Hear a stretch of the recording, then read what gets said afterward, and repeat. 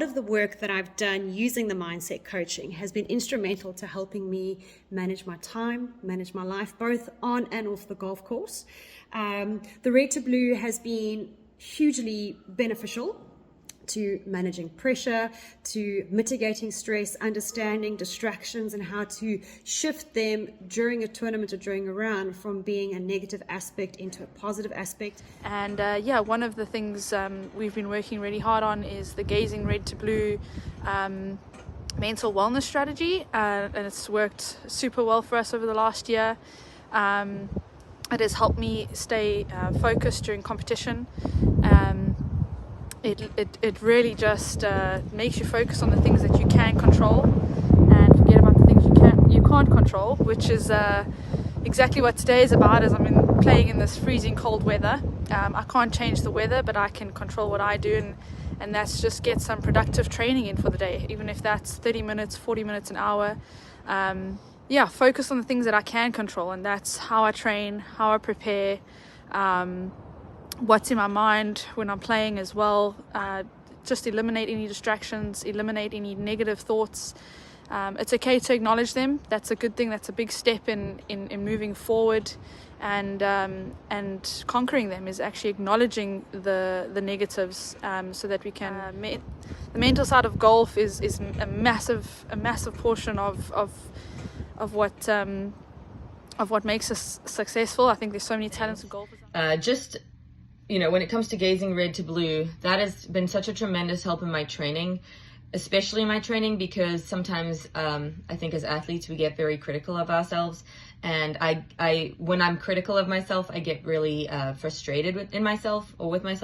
And so being able to say, okay, I don't need to be perfect right now. I don't have to be completely in the blue, at the most blue or the most 100 that I can feel right now, but I do need to move towards that, that number.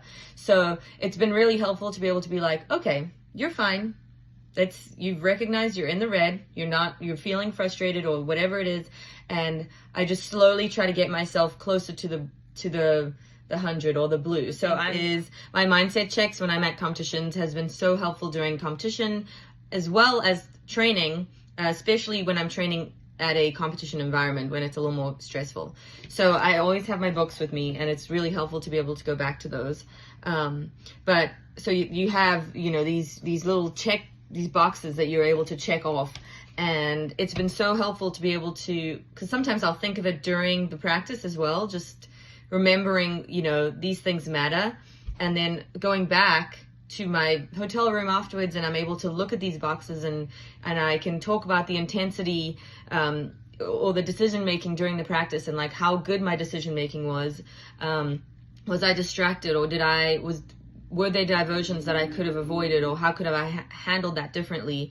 And then I can build on that. Every practice I can go back and I can keep working and building on that to make it the next practice a better practice.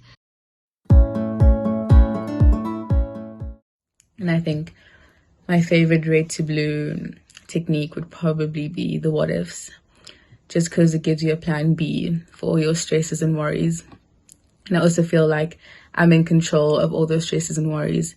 And so if they were to happen, I know what to do. And so I'll take the time to do them a day or maybe 2 days before a big competition. So I'll write them down, then I'd rate them out of 10 and then provide solutions for each one of them. And so when those what ifs happens on competition day, I know exactly what to do, and it's basically not new to me.